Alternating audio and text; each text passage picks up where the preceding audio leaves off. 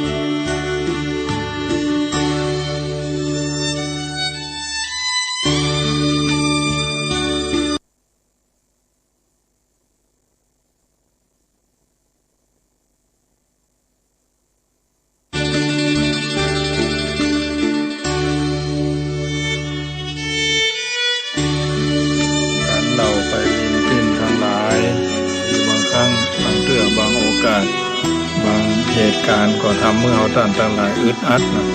แต่ทางนี้ทางนั้นเราอยู่โดยกันจำนวนนักบางทีบางครั้งเราก็ต้องปรับเข้าหากันซึ่งกันและกัน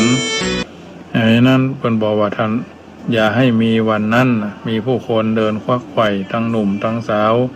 บางเถื่อบางครั้งก็วัยปานกลางวัยแก่ๆถนนสายนั้นมันบ่ได้ราบเรียบเพิ่นว่าบางทีบางครั้งมันก็บ่ได้โรยด้วยดอกกุหลาบถนนเส้นนั้นก็คือถนนชีวิตบางเถื่อก็ต้องมีการปรงธรรมสังเวชและวางอุเบกขาธรรมการเดินบนถนนเส้นนั้นสายนั้นเหมือนกับการดำเนินชีวิตบนถนนแห่งชีวิตนั้นไม่ใช่สิ่งที่จะพึงเลือกเดินได้ตามความชอบใจทางชีวิตของผู้ใดก็เป็นสิ่งที่ผู้นั้นต้องเดินไป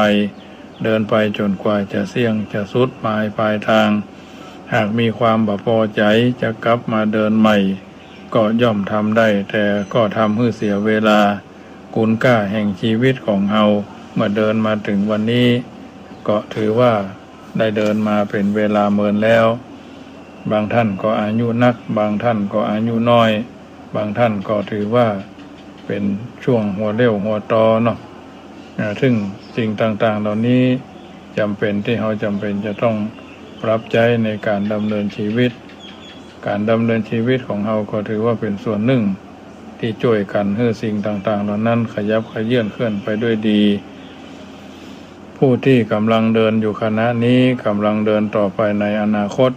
ประสบปัญหาประสบอาการที่เกิดขึ้นกับเราในอดีตอาจถูกจารึกเก็บสะสมเป็นประธานุกรมชีวิตสำหรับแก้ไขป้องกันให้มีเป็นช่วงไปทุกวันนี้เราดำเนินชีวิตมาถึงจุดไหนเราก็ต้องเดินชีวิตไปถึงจุดนั้นบางเรื่องนี่เราบ่ได้พิจารณาให้ถูกต้องท่องแท้ต่อใดนักจำเป็นจะต้องเดินทางไปสู่จุดนั้นให้ได้ก็จะทำให้เราท่านทั้งหลายก้าวสู่ปัจจุบันกระแสทานแห่งชีวิตดูจะไหลเชี่ยวกราดนะรวดเร็วเหลือเกินเพราะอารมณ์ที่จิตใจจักไหลไปสู่นั่นมีมากนักมันจึงจูงใจให้ดิ้นรนไปหาจากสิ่งนี้ไปยังสิ่งนั้นจากสิ่งนั้นไปยังสิ่งโน้นและต่อไปแถมถ้าจิตใจไหลเชี่ยวไปสู่อารมณ์มากเพียงใดชีวิตของคนเฮาก็ประสบความลำบากมามากลำบากมากเพียงนั้นแน่นอนเหลือเกินทางแห่งอันตรายที่ชีวิตจะได้ประสบก็จะต้องมากขึ้นตามส่วนเปรียบเหมือนรถที่วิ่งไปถนน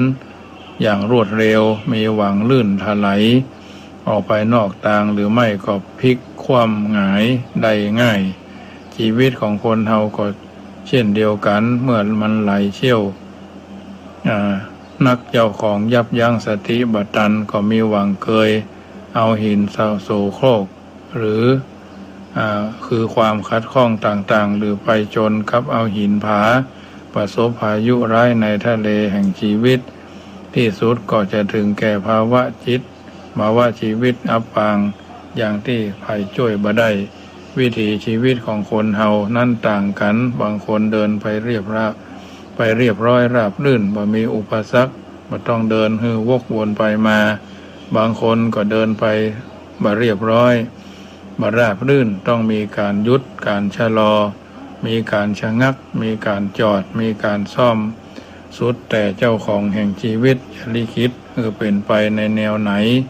โดยเหตุนี้การดำรงชีวิตอยู่ในโลกนี้ซึ่งมีกระแสทานอันเชี่ยวกรากจะมีอุปสรรคมากมายหลังนี้เราก็ต้องมีวิธีการอันมั่นคงและแยบยลเพื่อป้องกันและยับยั้งชั่งใจบ่ฮื้อหลงไหลไปตามอารมณ์ต่างๆเร็วเกินไปอารมณ์ของคนเฮานั้นมีทั้งดีและบ่ดีมันบ่มีความแน่นอนมันอาจจะพลิกแพลงไปได้ตั้ง108ปันประการหากเอาหมุนไปตามอารมณ์เหล่านั้นแล้วอันยังก็จะเกิดขึ้นนอกจากความทุกข์ยากลำบากนั่นเอง40 ปีแห่งการบรรลุนิติภาวะของกลุ่มหนุ่มสาวของหนุ่มของสาวเป็นแนวทางที่ดีและมีความหมายมีการพิสูจน์ให้หันแล้วว่าสัจธรรมแห่งการดำเนินชีวิตของหนุ่มของสาว40 ปี50 ปีก็ดำเนินชีวิตไปทางจังที่โดยเป็นการทำงานอย่างต่อเนื่องเนาะในขณะที่เขากำลังตั้งอกตั้งใจทำงานได้งานหน้าที่การงานของเขาให้ดีที่สุดเท่าที่จะทำได้อย่างนี้อาจจะมีแต่มุมหนึ่งหรือหลายมุมที่พอผ่านไปหรือก็อาจจะมีการสรรเสริญเจริญพรมีการนินทาแต่ภัยจะมีขึ้นมีในจิตสภาพจิตของแต่ละบุคคลเป็นธรรมดาของโลกมียกย่องสรรเสริญก็มีนินทา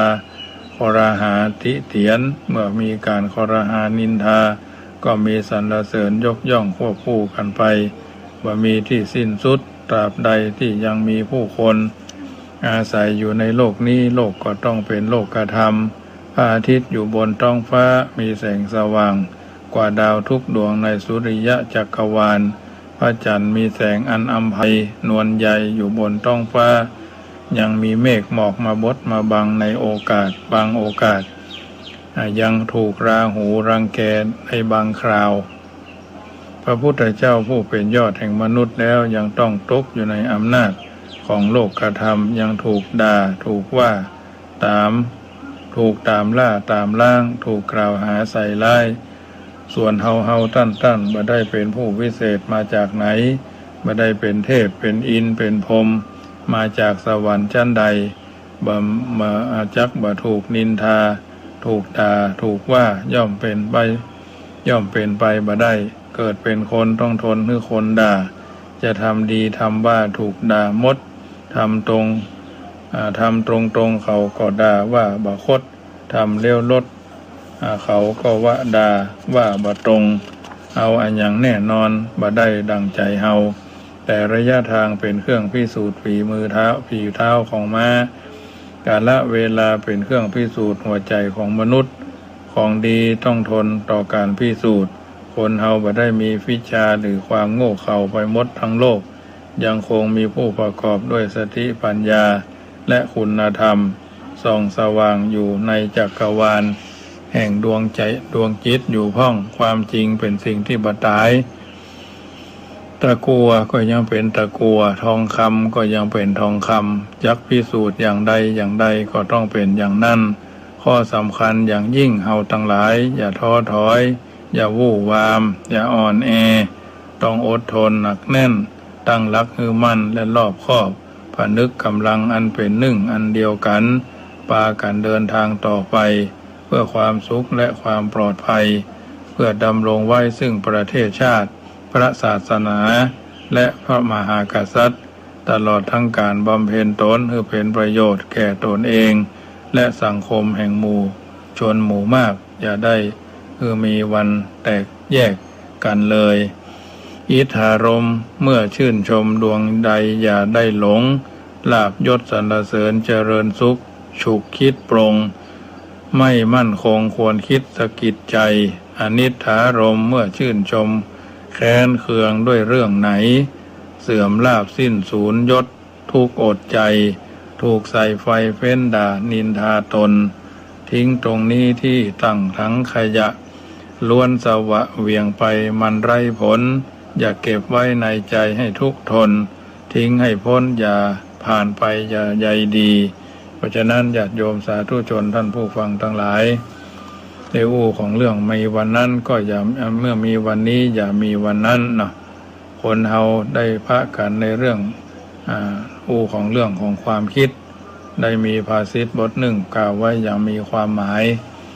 ว่าอยู่คนเดียวระวังยั้งความคิดอยู่ร่วมมิตรระวังวาจาเมื่อมากึดดูเนื้อหาภาษิตข้อนี้ก็สมกับที่ท่านกล่าวไว้ว่าเพราะธรรมดาคนเฮาขณะที่อยู่เฉยๆบ่มีการทำอันยังบ่มีงานอันยังทำเรียกว่าอยู่ว่างๆเมื่ออยู่ว่างๆก็มักจะมีอารมณ์ชนิดหนึ่งเกิดขึ้นบางทีก็เป็นอารมณ์เก่าที่คิดไว้เมินนานแล้วนะเก็บเอามาคิดใหม่เคยกินเคยเอี่ยวอย่างนั้นอย่างนี้บางทีก็เป็นอารมณ์ใหม่ที่เกิดขึ้นในขณะนั้นคิดฟุ้งซ่านไปตามธรรมดาของคนที่เหลือเวลาที่มีเวลาเหลือนะความนึกคิดอันนี้แหละสำคัญยิ่งนักถ้านึกคิดไปในทางที่ดีก็ดีไปเช่นนึกคิดถึงพุทธคุณธรรมคุณสังฆคุณอย่างนี้ก็ทำให้จิตใจสงบอยากจะทำดีต้องอย่างพระพุทธเจ้าทำตามคำสอนของพระพุทธเจ้าประพฤติปฏิบัติตามเยี่ยงอย่างพระสงฆ์แต่ถ้าเรานึกคิดไปในทางที่บดีก็จะทำให้เดือดร้อนวุ่นวายในใจ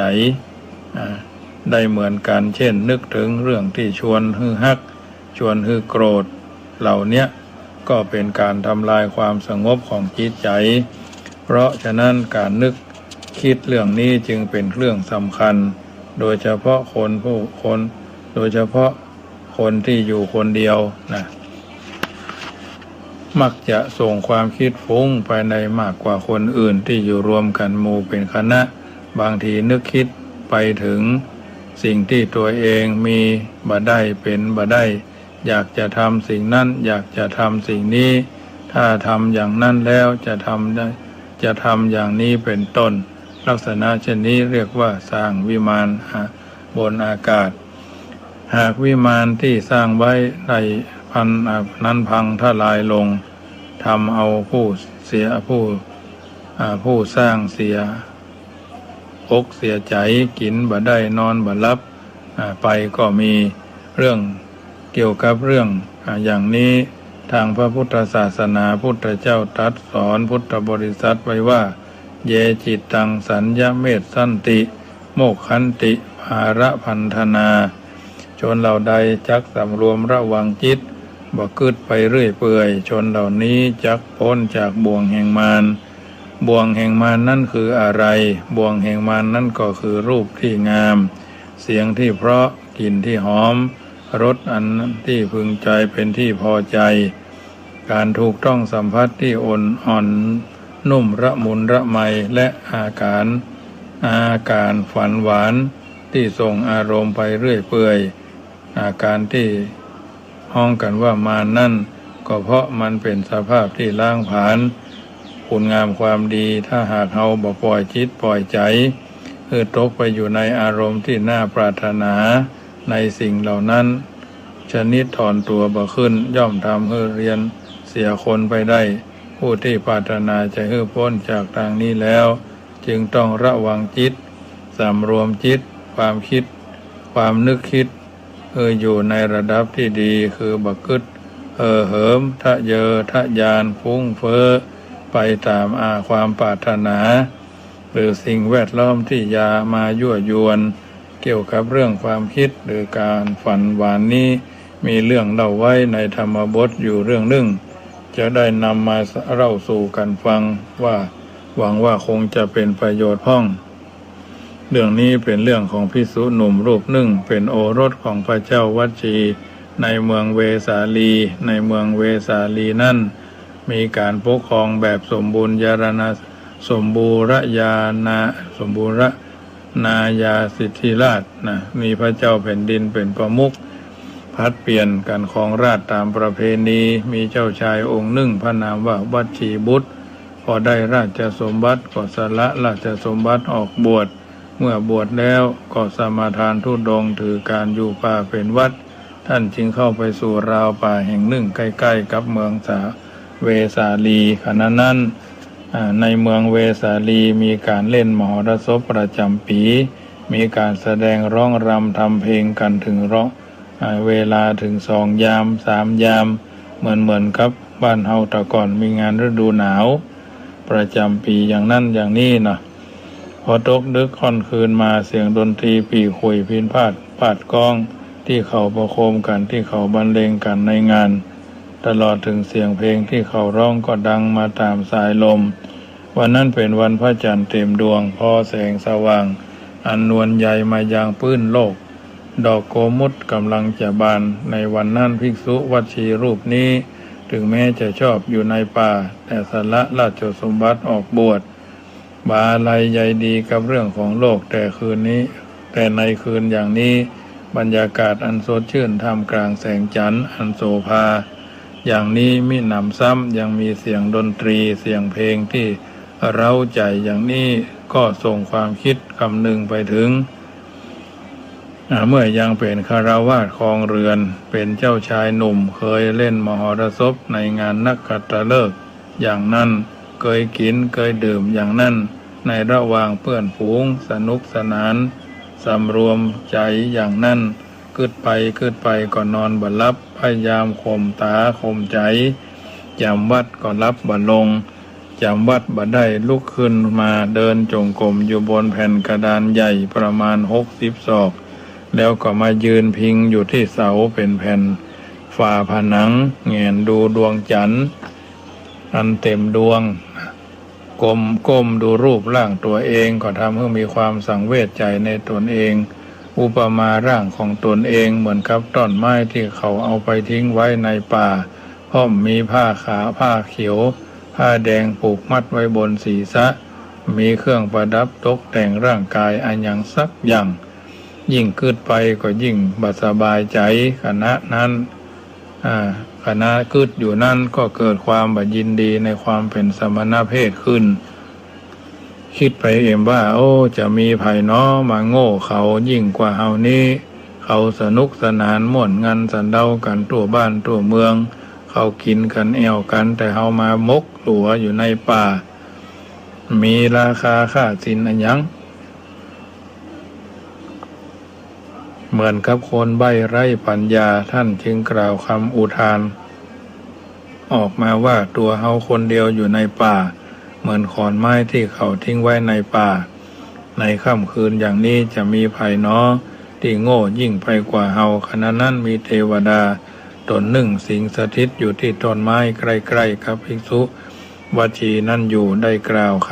ำแก้ว่าท่านเป็นคนเดียวอยู่ในป่าเหมือนท่อนไม้เหมือนขอนไม้ที่เขาทิ้งไว้ในป่ามหาชนเป็นอันมากย่อมรักใคร่ปูจาน้ำใจท่านเหมือนสัตว์นรกยินดีกับคนที่จะไปสวรรค์การที่เทวดาตนนั้นได้กล่าวคำแก้ออกมาอย่างนี้ก็เพื่อจะให้ภิกษุวัชีมีความสลดใจจะได้สตินึกรู้ถึงความดีที่ตนได้มีความอุตสาหะมาอยู่ในป่าแล้วจะมาไม่สบายใจด้วยการคิดถึงเรื่องเก่าๆอันเป็นสิ่งที่บัดสมเหตุสมผลเมื่อภิกษุวัชีบุตรได้ฟังคำกล่าวแก้ของเทวดาตนหนึ่งซึ่งสิงสถิตอยู่ณที่ต้นไม้ใกล้ๆกับสำนักของตนว่าท่านคนเดียวอยู่ในป่าเหมือนขอนไม้ที่เขาทิ้งไว้ในป่ามหาชนเป็นอันมากย่อมรักใคร่ปูจาน้ำใจท่านเหมือนสัตว์นรกมีความยินดีกับคนที่จะไปสวรรค์ฉะนั้นเมื่อวัชีบุตรได้ฟังก็ยังบ่สบายใจเท่าใดนักจึงเข้าไปเฝ้าพระพุทธเจ้าซึ่งขณะนั้นพระพุทธเจ้าประทับอยู่ในป่ามหาวันในเมืองเวสาลีนั้นเหมือนกันได้กราบทูลเล่าเรื่องความในใจพระพุทธเจ้าทรงทราบความบ่สบายกายบ่สบายใจที่เกิดขึ้นเนื่องมาจากอันยังพุทธเจ้าทรงทราบเรื่องนั้นโดยถี่ถ้วนแล้วมีพระประสงค์จะทรงแสดงว่าการครองคฤหัสถ์นั่นเป็นทุกข์จึงได้เอาทุกข์มา5 อย่างมารวบรวมตัดไว้เป็นคาถาว่าการบวชนี้ยากเป็นทุกข์บวชแล้วจะยินดีก็ยากเป็นทุกข์เรือนที่ปกครองบดีก็เป็นทุกข์การอยู่ร่วมกับคนที่บ่เสมอกันก็เป็นทุกข์ผู้เดินทางไกลก็เป็นทุกข์ผู้ถูกทุกข์ติดตามเพราะฉะนั้นบ่ควรไปเดินทางไกลและบ่ควรจะทุกข์ติดตามพุทธคาถานี้มีอธิบายว่าการที่ว่ายากบวชอาการบวชที่ว่ายากนั่นยากอย่างนี้ก็คือบางทีศรัทธาใครจะบวชก็บวชบ่ได้เพราะเป็นผู้หญิงพ่องเป็นผู้ชายแต่อายุไม่ครบบวชพ่องมีเวลาบวชพ่องยากตอนที่จะสละเข้าของทรัพย์สมบัติสละพ่อแม่พี่น้องวงศาคณาญาติตัดความอะไรในสวนในไร่ในที่ดินที่นาละการสนุกสนานละความประพฤติที่เคยประพฤติมาเคยกินเคยดื่มเคยแอวเต็ดเตะเคยสวนเสเฮฮาในตอนเป็นคฤหัสถ์ต้องเลิกต้องละมดยิ่งปัจจุบันนี้ยังมีกฎของคณะสงฆ์ห้ามไว้หลายๆอย่างพ่อแม่บ่ได้อนุญาตก็บวชบ่ได้เป็นหนี้เป็นสินติดค้างไว้ก็ติดคดีอาญาหรือเคยต้องโทษติดคุกติดตารางมีรอยสักเป็นเครื่องหมายก็บวชบ่ได้เป็นโรคติดต่อสังคมรังเกียจเป็นขี้ตูดคุดถังหรือมีความประพฤติเสียหายจนเป็นที่รังเกียจของสังคมก็บวชบ่ได้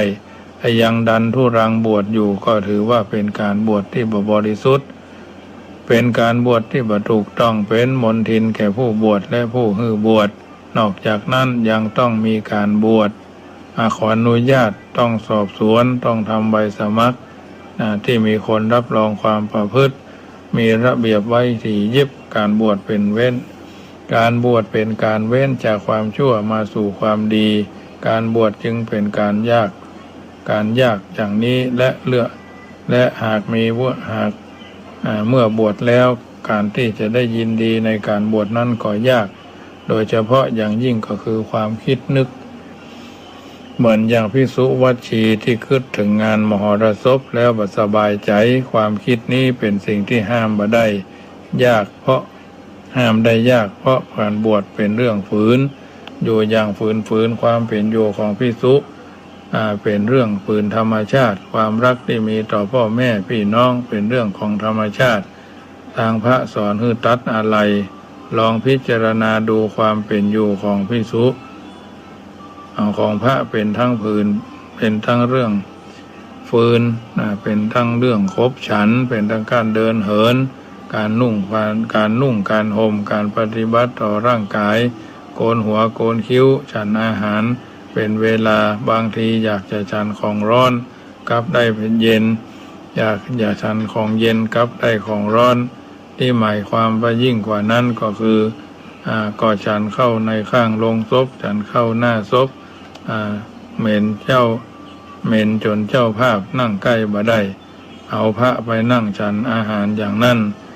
ที่ว่าเป็นมหากุศลวิธีทางศาสนาบางอย่างเป็นเรื่องฝืนกว่าจะได้ฉันเข้าแต่ละมือก็ยาวยืดเป็นเรื่องที่น่าพิจารณาเพราะฉะนั้นอันนี้เป็นส่วนหนึ่งที่นำมาเสนอในการดำเนินชีวิตของเราท่านทั้งหลายชีวิตความเป็นพระให้ภัยหาว่าเป็นชีวิตที่อยู่ง่ายกินง่ายทำได้ง่ายบ่ลำบากลำบนอะไรอย่างอย่าไปคิดเลยเพราะทุกสิ่งทุกอย่างมันเป็นการฝืนหลักของธรรมชาติดังที่ได้กล่าวไว้แล้วในตอนต้นด้วยเหตุนี้ผู้ที่รักพระนับถือพระมีความปรารถนาพระจึงต้องศึกษาเรื่องของพระว่าท่านอยู่อย่างใดทำอย่างใดจึงจะเป็นที่พอใจของพระว่าท่านต้องการมีความเข้าใจในเรื่องของพระถูกต้องด้วยว่าพระมีกี่ประเภทพระมีอยู่หลายประเภทปริยัติก็มีประเภทปฏิบัติก็มีอรัญญวาสีก็มีกามวาสีก็มีบางประเภทเป็นพวกอาคันตุกะอาคันทธุระบางประเภทเป็นวิปัสสนาธุระบางประเภทเป็นได้ถึง2 อย่างและบางประเภทยังเป็นโยธาธุระได้ทำโดยการก่อสร้างแต่ละอย่างแต่ละประเภทเป็นไปโดยวิธีใดต้องรู้ต้องเข้าใจประเภทนั้นควรเคารพนับถือยกย่องประเภทไหนควรข่มขนาบและนำพร่ำเตือน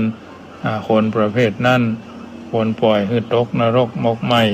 ไปตามเหตุตามปัจจัยก็พิจารณาตามเนื้อผ้าสถานการณ์ความทุกข์ทั้ง2 อย่างนี้ที่พระพุทธเจ้าทรงแสดงพอจะทำให้ภิกษุวัชชีบุตรนั้นมีความสบายใจได้พ่องและภูมิใจว่าตัวเองบวชได้แล้วผ่านความยากมาอย่างละหนึ่งความอยากอย่างที่2ต้องผ่านถึงปานนี้แล้วทำให้ท่านผู้ที่จะบวชหรือบวชแล้วมีความอาถรรพ์ร่าเริงในธรรมะของพระพุทธเจ้าเป็นลำดับไปญาติโยมสาธุชนท่านผู้ฟังทั้งหลายรายการเสียงธรรมก่อนรับตาก็มาถึงช่วงสุดท้ายวันนี้เป็นวันพฤหัสบดีวันพุธนี้เป็นวันดาวันฮือเป็นวันอาสาฬหบูชาในภาคพรรษา2564ทางวัดจังกรรมก็เชิญร่วมทำบุญเป็นเจ้าภาพชุดแผงไฟโซล่าร์เซลล์ชุดละ 1,300 บาทบัดนี้ก็มีเจ้าภาพแล้ว6 ชุดยังเหลือแถม4 ชุดละ 1,300 บาทก็น้อมเอิญเจริญพรใบส่วนทำบุญงานกฐินสามัคคี2,564 กล่องละ99 บาทก็น้อมเอิญเจริญพรเนื่องโดยวัดจังกรรมสร้างบูรณะกุฏิสงฆ์ห้องนอนเป็นเวลา 3-4 เดือนที่ผ่านมายังขาดจตุปัจจัยที่จะต่อหน้ามุกหน้าเตินของวัดของกุฏิหลังใหม่ออกมาแถมช่วงหนึ่งจะต้องใจปัจจัยถึงค่าสร้างค่าของยังคำนวณแล้วก็ประมาณ 350,000 กว่าบาทท่านเศรษฐีใจบุญนายทุนใจดีอยู่ตังหลับปูนเชียงใหม่ ฟังคืนนี้ Facebook ไลฟ์สดก็ดีวิทยุวัดฝ่ายหินก็ดีน้อมเอิญเจริญพรเนอะช่วยกัน5 คน10 คน100 คนแล้วแต่ความพร้อมทำตามสบายทำบุญหยาดน้ำกินทานดวงลายจะได้สบายเกิดสุขไปหน้าส่วนกฐินก็จะมีวันที่23 ตุลาเป็นกฐินสามัคคีเนาะ2564ของเจ้าภาพไตรคองกับแม่กันที่นีเสายะอำเภอเวียงป่าเป้าไตรลองแหมใจทองแหมสองไตรก็คือโยมพ่อประพันธ์บ้านอุโมงค์ร่วมเป็นเจ้าภาพแหมสองไตรลงพร้อมทั้งพี่สาวน้องสาวเพิ่นตัวยเนาะอนุโมทนานอกนั้นก็รับเป็นเจ้าภาพบาทก็แม่จันทร์ฟองละออพุ่นอำเภอแจ้ห่มอันนี้ก็แล้วแต่โอกาสจังหวะเนอะเป็นเจ้าภาพการเครื่องอัฐบริขารบาทต้องมีทั้งในตลปัดก็บาทด้ามละ 1,300 บาทยามตลปัดใบละ 1,300 บาทยามก็ใบละ500 บาทอันนี้ก็น้อมเอิญเจริญพรได้ตามโอกาสจังหวะเวลาวันนี้ก็คงจะสมสมัยได้เวลาขอนำรายการจากท่านไปก่อนสัพปีติโยวิวัชชันตุสัพพโรโควินัสสตุมาเตภวัตวันตรายโยสุขีตีกายุโกภวะพิวาตานาสีลิสนิจังวุตตาปจายโนจัตตารโอธรรมาวะทันติอายุวันโนสุขังพลังพุทโธโยแค้วคลาด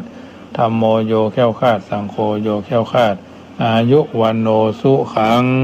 พลังขอเจริญพร